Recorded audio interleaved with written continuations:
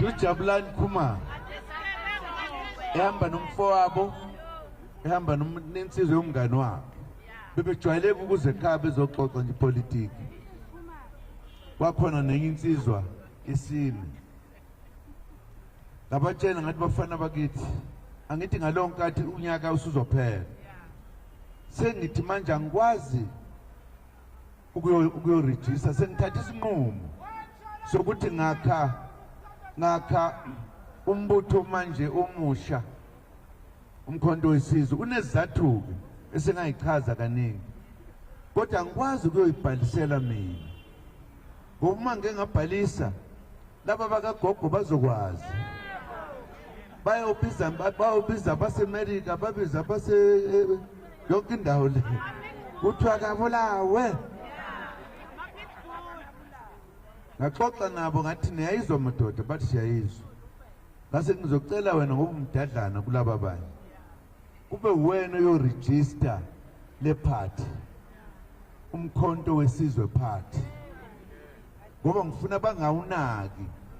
i-underground ke le party yayo bangawunaki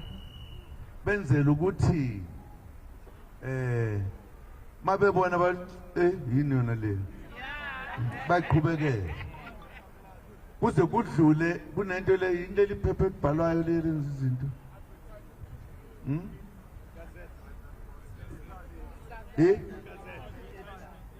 igasela obathi gazette okuye kube yilona elikhishwayo uma ukhala kufanele ukuthi uye uyothi ubani lobhalela kwigazette bathi noma belibona bethi ukuthiwa ubani Jabulani Khumalo kwenziwa yimina sikhulume savumelana naye ukuthi sokwenza kanjalo hayi kwakuhle ngayiqhubela ngathula nje bathi ukuthi kwilunguzo ubani yena lo kuthiwa hayi uKhumalo wafika wazobika wathi bayabuza ukuthi ubani ngathi thula nje ungakhulumi ngithula nje uma bekuphoqa usho ukuthi ya yimina ngiyibhalisele mina Khumalo whatever that only uma sebehlupha wotshela ukuthi no ugedle ehlekisa Zuma wangithuma okwamanje ithula nje thula uThixo kusingisho lapho uma sesifikile ke endaweni hawu eyiphethe kahle kanjani umuntu wabantu ngaleyo nkathi ngixoxa indaba ebika njalo nje sekwenzeke nje ngalamba nomfowabo yanele kwavela ukuthi nansi ivelile lento iyacaca kunomuntu okuthiwa sebeyambhekisisa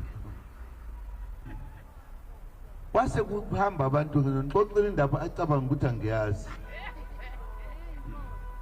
thema isivelile wakhona abantu ukuthi ukhetho seluseduze manje kanti uZuma la ngasho ngathi lolo